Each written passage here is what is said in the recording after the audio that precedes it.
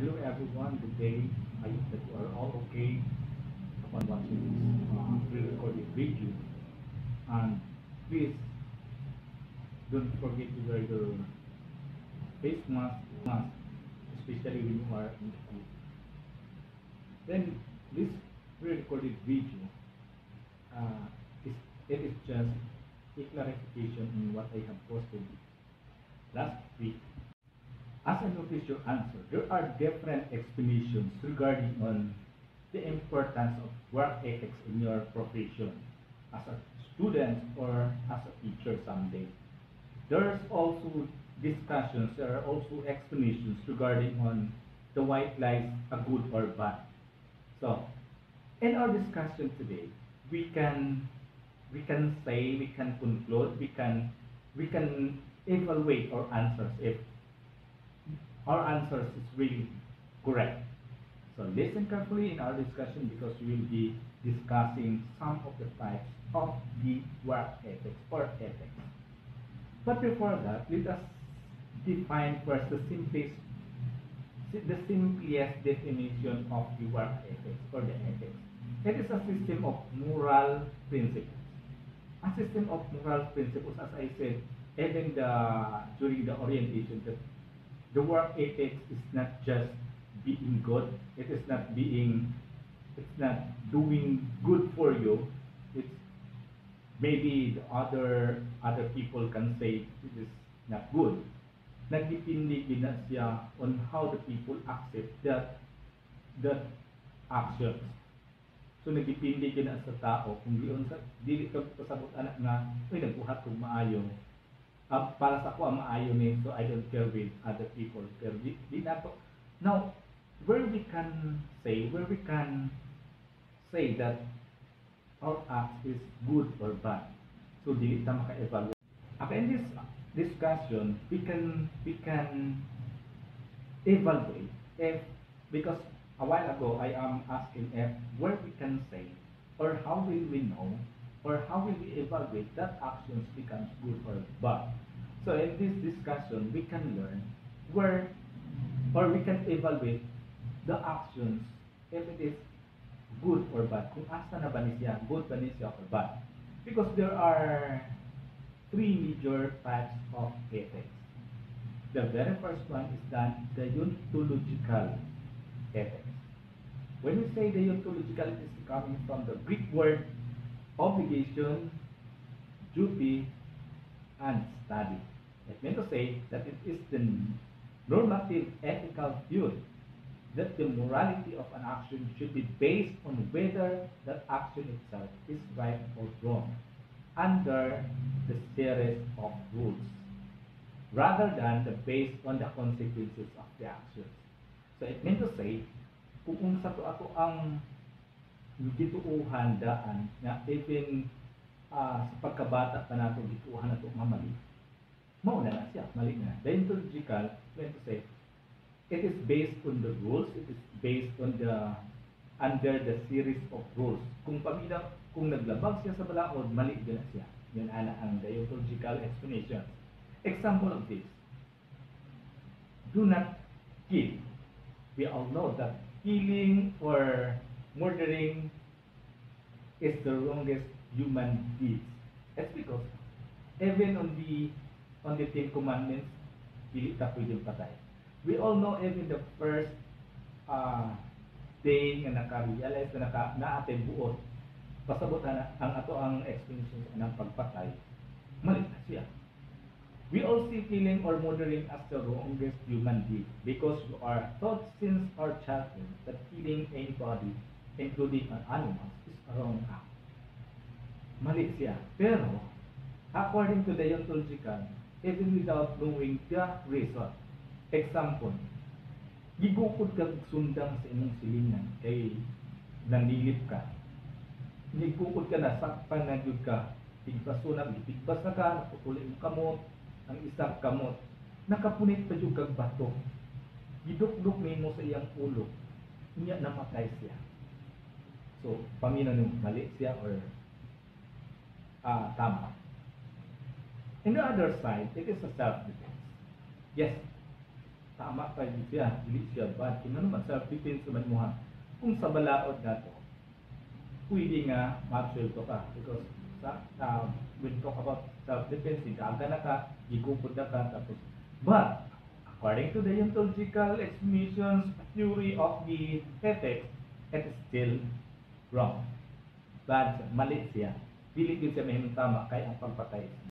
Other one, we can immediately conclude na ang taong mamamatay na tao ay bad.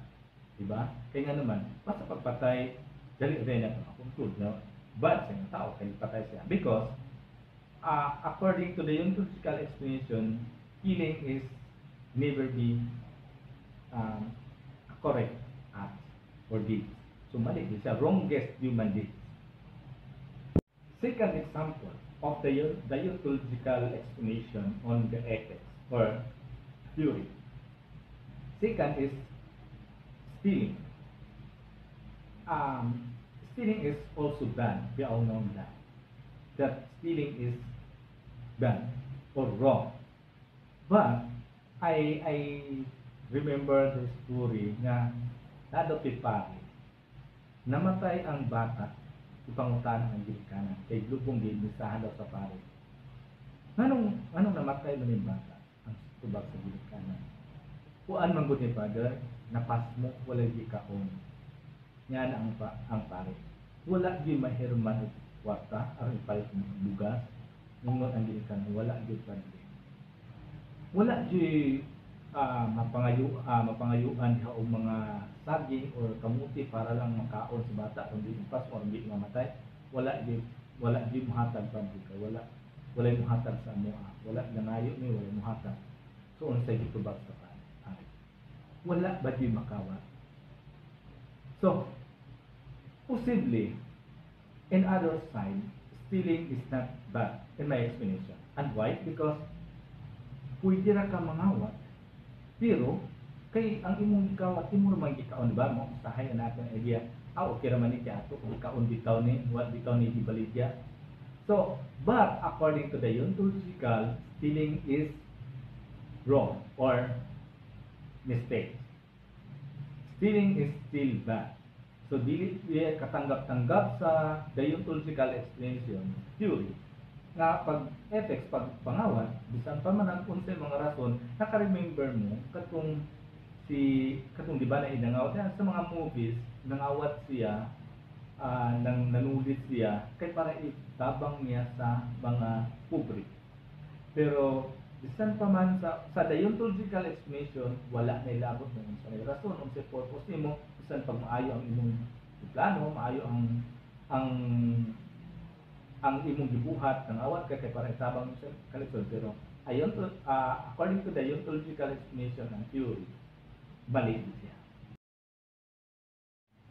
Another example is the religious belief. There are different religious beliefs in our society. There are some who will not eat that certain meat or yung anak nga mga klase nga mga pagkaon na hindi na pinakaon. May mga religion nga dili makaon ng dinuguan. May mga religion nga dili makaon ng baboy. May mga religion nga dili mo saludo sa flag. So mga anak different religions.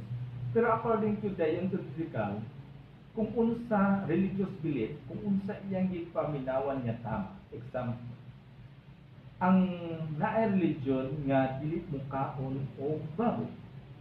Dili po kami nganong mali man ang dili pagkaon o baboy nga pwede raman na kaon o baboy. No.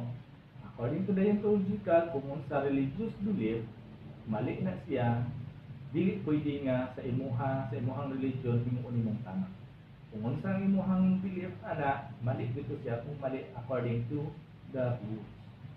So, pasabot ana dili ka pwede nga dili man mali ang pagkaon ani kay sa imuhan ng religion. Pag once the religious belief, kung sa belief nila nga mali, mao dito siya ang mali according to the ontological theory. Another example is keeping promises. if you have made promise, you must keep. So mo na pero kasagaran nga na promises are made to be broken. Gihimo ang saad aron lang pakyason. Wala kay mahimong pakyason kung wala kay saad. Pero according to the ontological theory, explanation, na may usahay nga mag-promise ka, pero sa imuhang nag-promise ka, pero kay para lang ang purpose nimo ay para di siya masakitan ako sa promise. But according to the explanation of the ontological, mali din siya. So dili siya good, bad din siya, dili siya right, wrong din siya. Basta kay once kanimo kag-promise, mo na siya ang bisan pag unsay purpose imong say rason nimo nga nimo kag-promise, but still ang promise nga imong i-violate wala nimo gituman is wrong. Another example, cheating. We all know that cheating is bad. Again that, this bisan pag ganing nag-cheat ang mag-uyab lang, mo naman ay kapig da utana. Bisan pa makahibalo ka if that person is cheater, sigurado masukot mo ka siya kay bad siya. Example, cheating is with the kanang maayong mo, the same with the white lies. Example, ikaw ang naggunit sa kuan sa code para mag-launch sa or magpugong sa missile na muugo sa pila ka sa isa ka sa country na may tabo nga makapatay o pila ka milyon tao. So, putting off the code without the permission of that admin, ibutangan nimo ang code, that is cheating. Pero ang purpose nimo is to save lives. Daghan kay kag maluwas kung mag-cheat ka. So, in that way, we can say maybe that it is not bad. Ano ba? Biluwas ka naman tao. Wala, para lang nga maluwas ang tao, bahala mag-cheat ka, basta maluwas ang tao. But, according to the ontological explanation and theory, that's still bad. Because cheating is bad. So, wala na siya nagkuhan sa action, and yes, action, but dito sa iyang rules and laws. According to the rules, according to the laws, that cheating is bad. Dito na dito. That is according to the ontological explanation and theory. Another one is do not lie. The same with, it is almost the same with cheating and white lies and do not lie. We all know that liars go to hell. No. Ang ngayong kabasa-baka kung pagpapamam ka, is ito siya.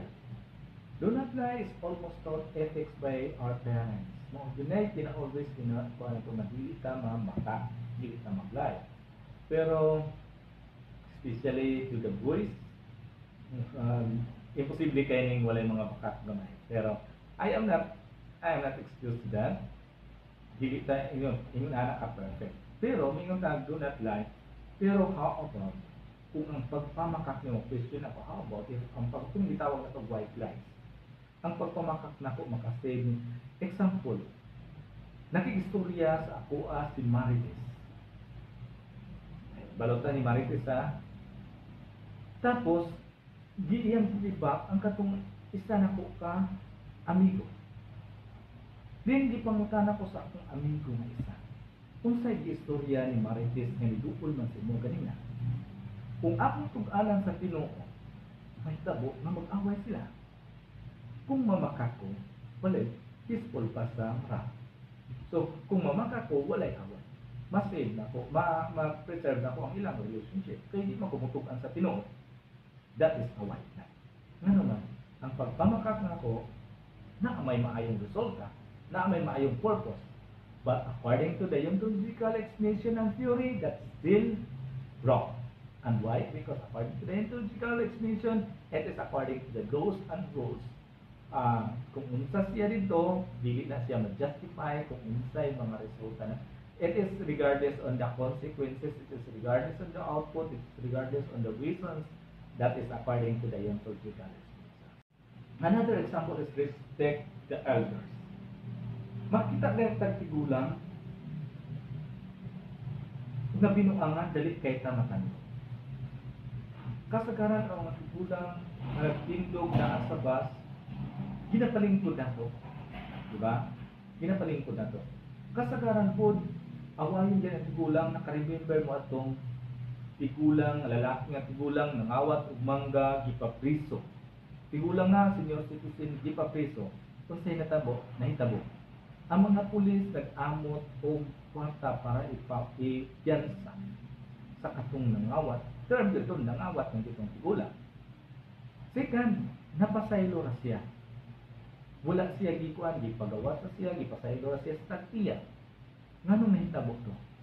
Nganong nahitabo to nga to? Kay tungod kay tigulang. So, nahitabo to, dili according to the ontological explanation and theory. And why? According to the ontological, kung ang deontological theory ang gisunod ato, bahala pa kag tigulang pa ka diha, unsa imong gibuhat diha.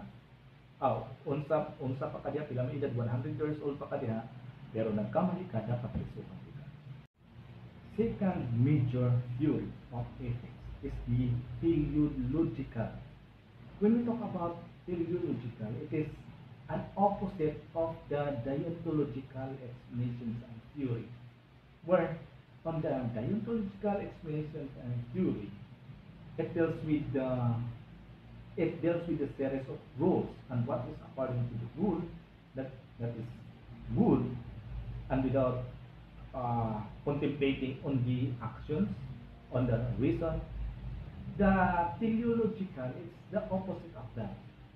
Regardless kung nangawat ka, tapos imo siyang itabang ay nangawat ka kay para na kay makaon aron dili pud ka mamatay. So the action ang gibatagan og focus is the action, and that becomes good. Nita ay naglisod ka ayon. Gawat nimo ang nangnulis ka dito sa mga dato lang. Gikawatan nimo ang daghan kay bugas kay para gihatag mo sa insiling nga naglisod gyud tawo og kaon. So that is good because it refers to the actions and the purpose. It deals with the actions and the purpose. Kung limpyo ang imong purpose, kung maayo ang action, maayo ang imong gibuhat nga output, then that is good. Again, this is the opposite of the ontological, the teleological approach, action, theory, and explanations. The importance of the teleological derives what is good or ethical as an end that is achieved. So it may consider the result. In other words, teleological ethics bases on the morality of the action on the value that brings it on to being. So it may say, kung unsa ang value, kung unsa ang maayong dulot, maoto ang giyatagan niyang emphasis, and that is according to teleological. So it is very opposite to the explanation of the ontological. The third major type of ethics is the virtue-based ethics. Virtue. Virtue ethics is a person rather than action-based. It looks at the virtue or moral character of the person carrying out an action. So it means to say, ang virtue kung unsa ang iyang pagkatao. Example, kasagaran sa ato mo conclude na dayon ay kung iyang pag ang liyaw ganit ni suot og sapatos nga ukay-ukay dili renta ingon or baratuhon ingon dita mahalon kayo sa patusa ba kay ano man ang liyaw man ang isuot. Second, ang isuot manglimpisa ay lang walay trabaho nakasuot og original nga sapatos. Makonklude na to ata na okay baratuhon na siya. Kay nga naman, ang tao ang atong gi-examine kung unsa ang iyang kakayanan. So that is according to virtue-based ethics. Kung unsa iyang pagkatao. Another example. Papilion ka sa imuhang person kasi. Patindugon ang tao nga ultimo lang. Hambasero, liborer, patindugon sa tubangan, tapad sa usa ka pari. Pangutanon ka, kinsa ang buutan ana ilang mga. So sigurado ko, na imong i-conclude nga buutan ang pari. Because according to virtue-based ethics, Virtue ethics is a person rather than action-based. A person rather than action-based. Gitanaw lang ni budaan ang pare buutan. Ini siya, wala man siya trabaho, lipure naman siya, di ni kaya siya buutan. So wala, pero wala ka kang kalo na sa pag-uutan na pa, sa pamaayuhay pa, sa napay mga ethics, mas maayo pa rin, base na sa ubanan, mas maayo pa, mas buutan pa basin si lipurer kaysa sa pare. Right? Pato ano nita? Pag nagkamali, usahay, bantayan niyo, pag nagkamali ang teacher, bigyan na rin ang teacher mo, nagkamali na nag-explain mo. Nagkamali si doktor. Nagkamali siya explain. No, wala siya, bigyan sa pa. Okay lang sa pa. Kamali siya. Walay issue. Pero pag teacher gani ang kamali, post mo sa Facebook. Nagkamali ang engineer kung explain sa kabuta. Hindi dahil ka nga, pero man na kayo ko. Pero ang teacher, na naman, ang according to virtue-based ethics, person rather than action. Mas daghan to ganing mali ang doktor, mataas na kay kahibalo. Mas daghan to ganing mali ang engineer, kag buhat nga mali nga explanation, pero wala siya. Pero once ang teacher nagkamali, isa lang kamali teacher, wa na dahil dako na kayo. Because according to virtue-based ethics, it is person rather than action-based. Person-based rather than action-based. Makakuan ta dahil. Kinsa man ang kanang ato na yung i-conclude. Pag maglalis gani ang kuan, maglalis gani ang mag-away gani ang katong duha ka estudyante, example ha, classroom scenario. Nag-away ang duha nimo ka mga estudyante elementary or secondary. Nag-away ang president nimo versus katong walay katungdanan. Kay baloko ang makonklude nimo at the first conclusion, ang buutan, ang walay gibuhat na mali, ang president. Ano man? Makita na dahil nimo nga person-based magod rather than action. Wala lang ka kahibalo nga naguna-una dito president ay nimo sa classroom or class niyo. Sige na, mo gyud na ang according to that's why it belongs to the three major types of the ethics. Kamo ni atong batayan. First is the deontological explanations and theory regardless on the actions. Regardless on the result. Kung unsa ang action ning buhat, unsa ang name sa iyang buhat, kung mali na siya, example ang pagpatay, balik ko na ko ang pagpatay is mali. Mali na dahil na siya. According to the deontological explanation. Bisan pag gukod na ka ato, igo na lang ka, nang hapit na ka namatay, igo na lang ka ni balos iyan, yan napatay mo siya, pero ikaw may kamatay, ikaw ang sayo. Ay according to the deontological. Bisan religious belief, bisan pa o walay labot sa action ha, walay labot sa unsa purpose, dili ka mukaon sa ubabon. Kaya according to religious belief, mali siya. So kung ikaon ka to, mingon ang uban dili man mali kay kuanan. No. Mali nang gyapon siya. According to your religion, mali man siya, mali man ang pagkaon sa man ang pagkaon sa so mali to siya. Another one, cheating. Telling lies. So, bisan pa mingon ta nga white lies man to, cheating ako man to ikuan kay para lang maluwas na ako siya. Nagbutang man ko og kanang kita tanan dili ta excuse sa cheating. Example, ang Facebook profile na to, sometimes ginapili na to ang pinakagwapo, ginafilter na to. So, it means to say that it is cheating. Gitsit na to, ang tinuod na to nga dabwet. Example, ay dili man tanan pangit, pero lahi rayo kayo sa profile pic na to sa personal. So, isa na siya. So, according to the deontological, where the opposite of the deontological is the teleological. This is the opposite of the deontological. Kaysa teleological, ang focus po niya, kung maayo ang maayo imong reason, maayo imong purpose, di nakapatay ka, kay gigupon na kagsundang self-defense lang, tama to siya. Another one, nangawat ka kay gitabang sa iyaha, tama to siya. Kay gitabang man ka, ang purpose, nangawat ka nato kay gitabang sa pupri, tama to siya. According to teleological.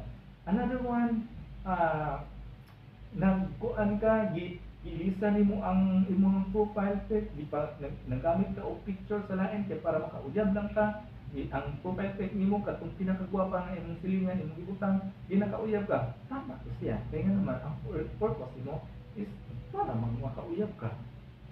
So, ang pagpamangkag, tama po siya kung maayo ang imuhang purpose. So, bisan pag mali ang pagpamangkag, pero maayo ang imuhang purpose kang namakag ka, ay para di sila mag-away, then according to theological, tama po siya. Then, katong last one, katong virtue-based ethics.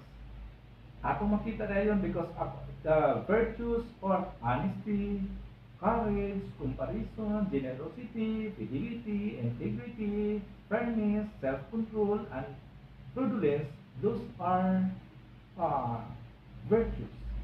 Pag virtue-based ethics, pinsa ang naay sa honesty, pataparo na to ang pare o ang doktor, pinsa ka ang honest sa ilaha. So, simple ang pare. So, wala pa kay balo without considering their behaviors, intrinsic behaviors, without considering their deeds, without considering their actions, ang ato lang itanaw kung unsa ang integrity ang pagkatao, yun nagayta nga ang buutan ani ang pare. Anak ka, pagtanaw nato kinsa bright ang estudyante, ang teacher o ang commerce graduate mo ana ita si teacher kay mo ni nagapanudlo. So, wala kay balugod, nga mas bright ito ang commerce graduate, mas bright itong IT graduate kaysa teacher. Pero, pagpugulit, anak nga, si teacher ang mas bright. And I hope that you will learn something in our discussion this day. Then reflect it when you are in the field. I know that you can have this understanding and be reflected to your classmates, to your parents, and to the other people. Because in ethics, there are three major types. We have to consider, of course, what is according to the rules and laws. You have to consider, of course, the actions, the reasons, and we have to consider, of course, the integrity of that person. So, that's all for this afternoon, and be prepared for our quiz. The quiz is already in our classroom, so it is based on what we have understood in our discussion today. So, I need to have this pre-recorded video, a short pre-recorded video for everybody to cater everyone, because I know that some of you cannot connect, or some are struggling of the signals, and I am not excused to that. So some are struggling the signals, some cannot have the loads for you to use the online synchronous discussion. So I need to have this one, the pre-recorded, para at least kung wala pa kayo load karon, you can still open the video on the other day, or if you are struggling on the signals, you still have the time to open it in other days. So that's all for this afternoon. Good luck in our quiz. Quiz is already in our classroom, so answer it. Then, and next time I will be announcing if we can have our synchronous discussion, or else still another pre-recorded video to cater everybody. But do not forget that there are times that we need to have the synchronous, when I say synchronous, the live discussions using the Google Meet. So I will be announcing on that, but as much as possible that we cannot have the synchronous, kay mas maayo ng pre-recorded para makakita sa kanila. Okay, that's all. Bye-bye.